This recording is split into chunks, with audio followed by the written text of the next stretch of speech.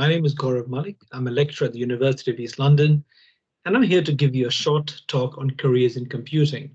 So first of all, I want to thank you for the opportunity to let me come and speak to you. So what I'll do is I have a slides which will help me take you through the conversation about how to get from school to an exciting and fulfilling careers in the area of computing. So let me start by sharing my slides.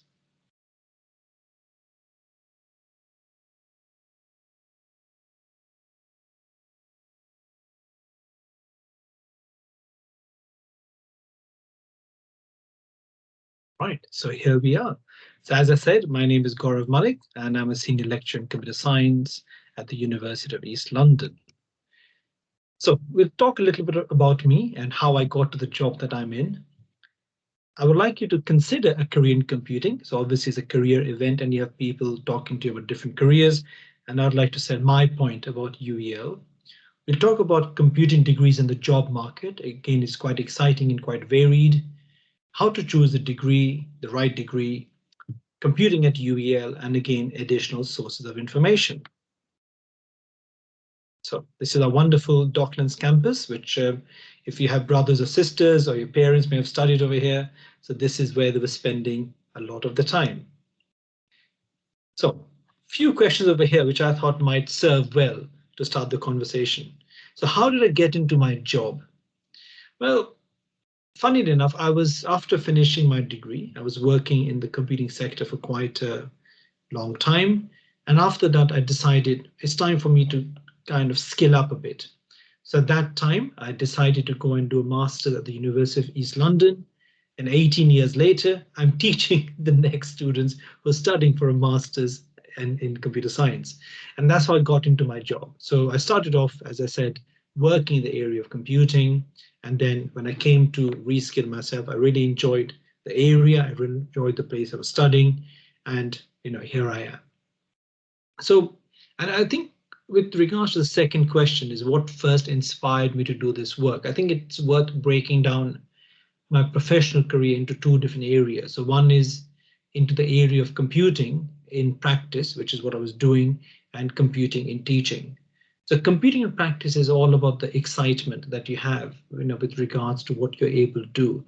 And if you take a look at all the different areas around you, whether it be artificial intelligence, machine learning, big data, from the moment you wake up in the morning, you pick up your phone, you are using computing one way or the other. And I think that's what makes it really exciting for myself is how computing is pervasive in our area and in our daily lives as well. And that obviously, so I was working with companies, and I think that's what makes computing quite exciting as well, because it's no 2 days are the same, right? One day you're writing code to add new features. Some days you're fixing code where the feature may not work. And from that, when I came into education, into teaching, is something that I really like doing. I like working with people like yourself, maybe a few years older, right? Because again, it's this trying to inspire the next generation, right? And I think I'm very passionate and very sort of very enthusiastic about the subject area. And you will find that when you do come to study computing, you're studying with like-minded people.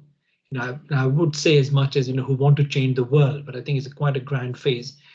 But I think computing is one of those areas where you do change people's lives, whether it is using a Fitbit and trying to keep how your health, whether it is mobile phone for mobile communications.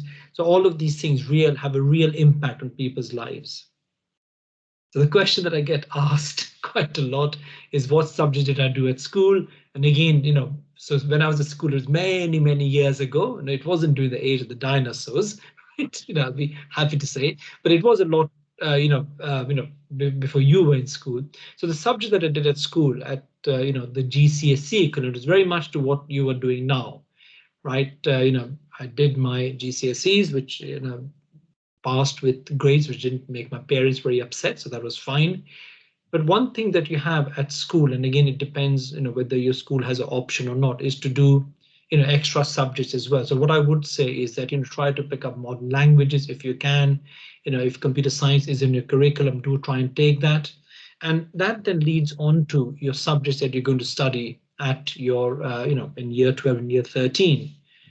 And as a person who works in the School of Architecture, Computing and Engineering, I would say try to choose numerate subjects where possible. And numerate is not always things like maths, physics, chemistry. Obviously, those are the ones that come immediately to mind, but also things like, say, for example, geography. That's quite numerate as well.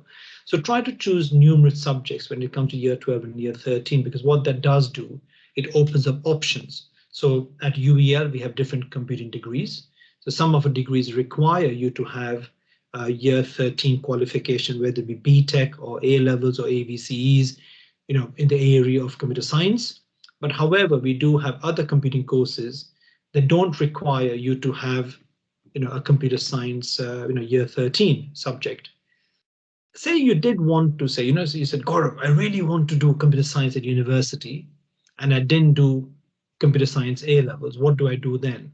Well, all is not lost.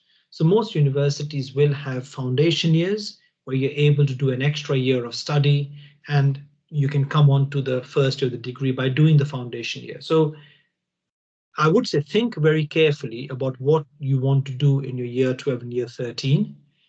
However, if you find that your option change, because you still have a long way to go in the career that you have in front of you, it's not the end of the world. You can always do a foundation year in the degree that you want to do. It just adds an extra year, and in the grand scheme of life, an extra year is not a big deal. So rather than being miserable doing a course that you're doing because of the choice of subject that you may have chosen at year 12 and year 13, do look at doing a course like in computer science, by doing a foundation year. And it's not just computing, you can also do civil engineering, architecture. So most university degrees have these foundation years.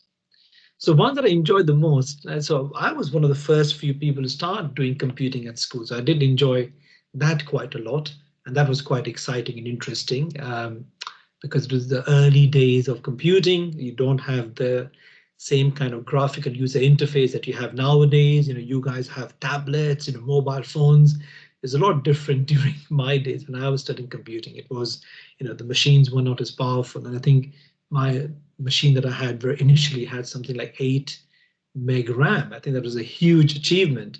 I think 8 meg is something that maybe your mobile phone won't even have nowadays, right? You have something like 32 gig RAM on mobile phones and on your laptop. So things have moved quite a lot since.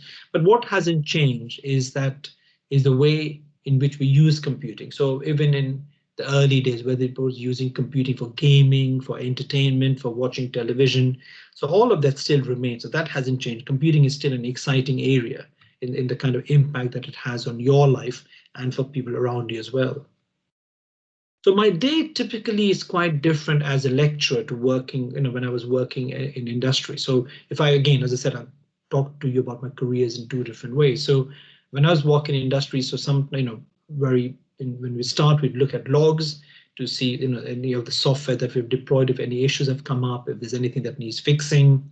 We'd go and meet clients to talk to them about their needs, to see, if there's something that they need, if extra feature they need added. And I think that's quite interesting about computing, is this communication aspect about talking to people, because you don't develop systems in isolation. So very often you're working with people to create solutions for them. And I suppose it's that communication aspect that I really enjoyed quite a lot, which brings me on to my job, working as a lecturer, as a teacher, is I like communicating. I like talking to people. I like working with people.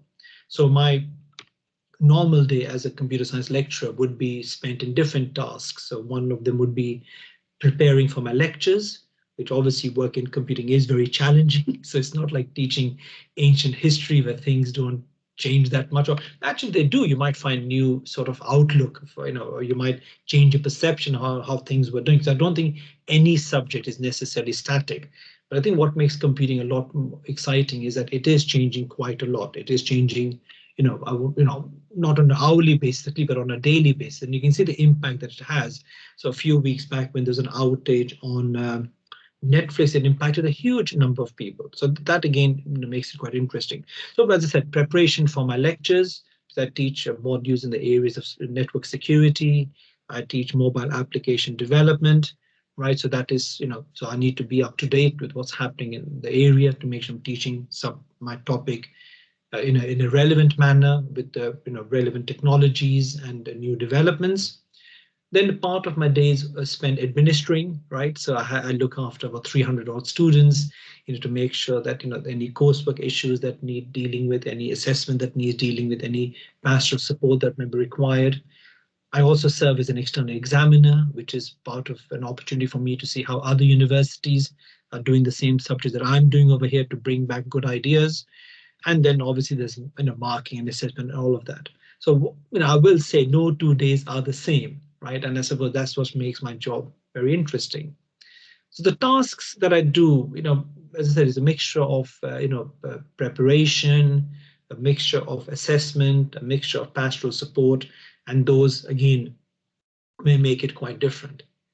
Now, roughly, what is my salary, right? So this is interesting.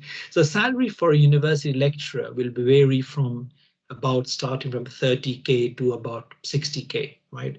And I'm somewhere in the middle of that, right? And teaching, you don't do teaching for, you don't do teaching for the money. It is for the fulfillment that you get from helping the next generation, working with young people. But again, a lot of computing is where you work. So if you're working in a bank, you will earn a lot more than if you're working for a charity.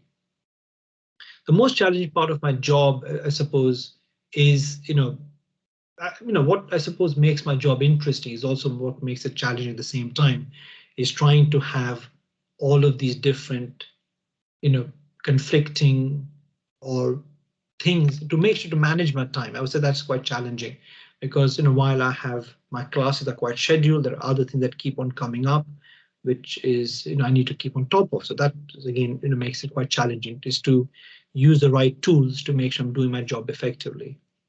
So the key skills, qualities, and knowledge, and what I would say, the experience just comes with time. The longer you do it, the better you get at it. You make efficiencies. But the key skill, and I think this comes down to how you work in computing as well. Is, as I said, is about teamwork, communication, right? So those are the key skills you need to be looking out for, right? Knowledge is something that you gain, and one thing which I would say is that you never stop learning. There's always new things happening all the time. So ensure that you're keeping yourselves up to date. You're making sure that whenever you can, you try to pick up things. You pick up an opportunity. And I think your generation is spoiled for choice. But I think that I suppose makes it very challenging. Is where do you go to learn the stuff? Do you go onto YouTube? Do you go onto different resources? But I would say just you don't need a computer to learn computing. It helps, but it's not absolutely necessary. So pick up a laptop, ask to borrow your parents' laptop or desktop, do take the permission before you do that, and head onto a website like Hour of Code or anything like that, which again will really help you develop that skill set that you have, right? And start coding, right? There's the best way to learn is just to start, putting, pen to paper and to start coding itself. So as I said, the reasons for choosing a career in computing. So jobs in computing are well paid, right? So as I said, it can vary from working, as a database administrator in a charity to working as a database administrator in a bank, right? The more, if your employer has a lot of cash, they will spend that cash as well. It has a huge, variety in the types of jobs that are available, right? As I said, IT surrounds us, and again, you'd be far, you'd be hard pushed to think of an aspect of a daily life that is not directly or indirectly impacted by IT, right? As I said, from the moment you wake up to the time you go to bed, and even when you're sleeping, there are devices, working behind the scene. Especially, nowadays you have very inexpensive smart devices in your house. Things like, Amazon Alexa, things like Google Home, your Netflix, all of these things are there in your day-to-day life. And what I find, what makes computing exciting for me is its ability to change people's lives for the better. So it keeps on driving innovation in sciences, engineering, and business. We help solve complex and challenging problems. One of the reasons why the COVID vaccine came up very quickly was due to the computation power provided, by the computer science area. So it is using AI, big data, machine learning, which allowed us to be able to find solutions to these challenging problems. So starting salaries, as I said, can vary very much, about where you're working in computing. But let's put it like this: if you're working as a graduate in the area of computing, you will not be poor.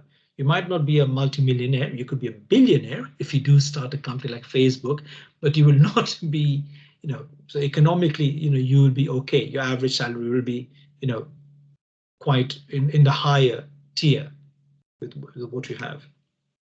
So a software engineer based in London can earn as much as 57K, but again, if you're working in the suburbs, obviously your cost of living goes down quite a bit, right? And that kind of reflects in his salary as well.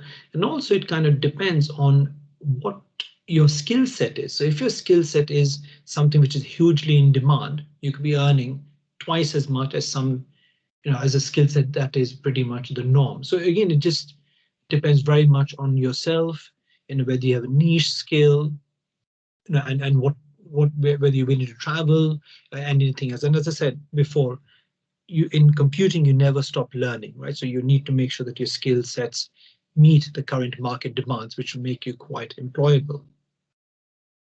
So the trends in the computing area, so you can see that there's a 12% rise, which is keeping going. Salaries will increase. This is an American slide, but it pretty much reflects internationally. And I suppose as the other part of computing, it is an international career. You could be working across the world, so it's not just working in London. So with the skill set that you have, you could be working as a database administrator in Australia, working as a network administrator in New Delhi, working as a web developer in New York, right? And there are not many jobs that allow you to have this, geographical reach, without doing any training. So in one of the things about computing, when you take a look at the different computing areas and graduate jobs, you have things like in computer science, you have software developer, data analyst, software engineering, software developer, web application developer, all of the rest. So in computing, you can have, let me get this right, two jobs which sound very similar, but the people are doing two very different things, and two things where the jobs sound very similar, but people are doing the same thing. And that is, one of the nuances of computing, because computing is still a very young profession. So when you go to see your dentist, they don't ask you to see your eyes. And similarly, when you go to see your optician, they don't ask to see your teeth. So computing hasn't reached that level of, you know, that level of time or sophistication as might be the areas with some of the older professions like medicine and law is still quite young. But nowadays you do start people seeing them to differentiate, to say I'm a front-end developer, I'm a UI person. And it's amazing when we look at our students coming from a wide variety of different backgrounds, going on to study a wide, or going on to work in a wide variety of different areas as well. So when you're thinking about the degree, as I said to you before, think about the skills that you want and think about the kind of job that you want as well, right? And that I think is quite important in the kind of degree that you want to do, right? Hopefully, as I said, nowadays it's pretty much the requirement to have a degree for any good graduate job. Don't forget apprentices, because but however, it's still a degree that you'll be studying. So think of the degree that you want. That would pretty much determine the kind of subjects that you study in year 12 and year 13. But as I said, that doesn't define what you'll end up studying, because you can always do a foundation year. It's important. So similarly, same way all colleges and schools are government run in the UK. This similarly applies to universities as well. But do look out for stamps of approval. So this could be accreditation, so this, things like it's an extra stamp that gives you a bit of sort of reassurance that the university that you're going to has met this extra, stamp of approval. And the BCS in our case happens to be the chartered professional body for IT professionals. Also choose where you want to study, look at the location. So if you want to study in Aberdeen, you may not want to make the journey everywhere. You have your magical home. You might want the comforts of home, the magical floor where you put your clothes, they come back folded. I'm sure you put in some hard work yourself at home as well. So, location is, I think, is quite important. And I would say, as a person living in London, working in London, who studied in London, London is a brilliant place to study and work because you have a huge amount of opportunities available. So very often there'll be events taking place which are very London centric, and you don't have to look at buying a £150 train ticket to come from Leeds or some other place like that. So I would say location is important. But again, some of you may prefer to study in a very quiet town, in which case you might want to go to a quiet place like Aberystwyth or some other place. So think of the location. I think that becomes important. Lab facilities, the computing, you want to see the labs of the institution that you want to go and study. I think that's quite useful, because this is not a course in a paper, a chalk and talk course where we just need to have a board. Look at the quality of the course, look at whether you can do placement opportunities. I think that really adds value as well when you're looking at your studies that you're doing. Look at what kind of vendor qualifications you can get as part of the course, whether you can do Cisco qualification, Microsoft qualifications, and look at the general facilities of the university. So some of you might be into sports. So does the university have the sports club that you really want in the sports that you want to pursue? So at UEL, we have Sports Scholar, right? So people who are elite level athletes who are, some of them have gone to, have played in the Olympics, but who are studying at the same time. So this is again something that might interest you. But this again is a picture of a campus in Stratford. So computing at UEL, it would be unfair of me to finish talk without talking about computing at UEL. So we are an award-winning team. We've won loads of prizes, and this will be kind of reflected in the kind of teaching that you get when you come to UEL. And this was something which was done with the different departments of the university itself. We have strong links with companies such as Amazon, Microsoft, Accenture, and we're able to bring that into the classroom as well, which means that you study the latest technologies, you study, the latest features which are out there. And we are proud to say that 85% of our graduates are in graduate level employment, right? I think in a way, when you're studying for a degree, it's an investment that you're making. So you want to ensure that you get the investment back. Now, it is higher than that, but this is again the number that is measured, right? Because many of our students might work in family businesses, might be entrepreneurs, right? So there's a wide variety of things that people can go on to. As I said, in computing is, who doesn't want to be a billionaire, right? So if you see the famous movie Social Network with Facebook, it's only in computing that, as a teenager, you can go on to found a $1 billion company. Computing at UEL ranks first for student satisfaction in the UK, and again, that's something that we're very proud of. I think the lecturers at UEL are very approachable. Our students are very fond of us, and that is again reflected in the survey that was carried out by the Guardian. Our teaching staff are a mix of research and practitioners. Again, if I use my example, I have past experience of working in industry, even though that was many years ago. But however, there's some things that are brought onto my course, which I'm able to reflect on. I can reflect back on my practice, but also I keep in touch with my colleagues and friends who work in industry as well. I do consultancy projects for companies, which again helps me keep my skills up to date, which I think is quite useful. So our graduates go on to do many things. So people can go on to do, work as web developers, as software engineers, as entrepreneurs. So the sky is the limit. It's pretty much up to you what you want to do. But what I would say is requires you to have good grades. So the similar way your good GCSE grades help you get into a good year 12, year 13. A good year 13 results help you get to a good course.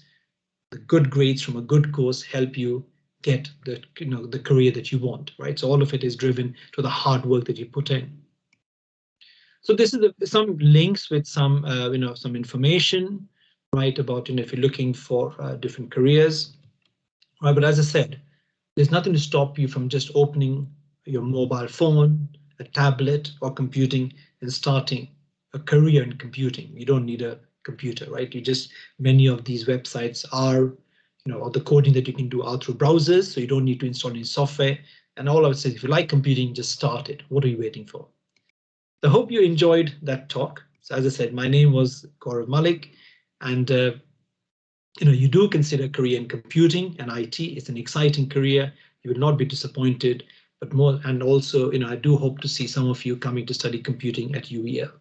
So thank you for your time, and all the best for your future studies.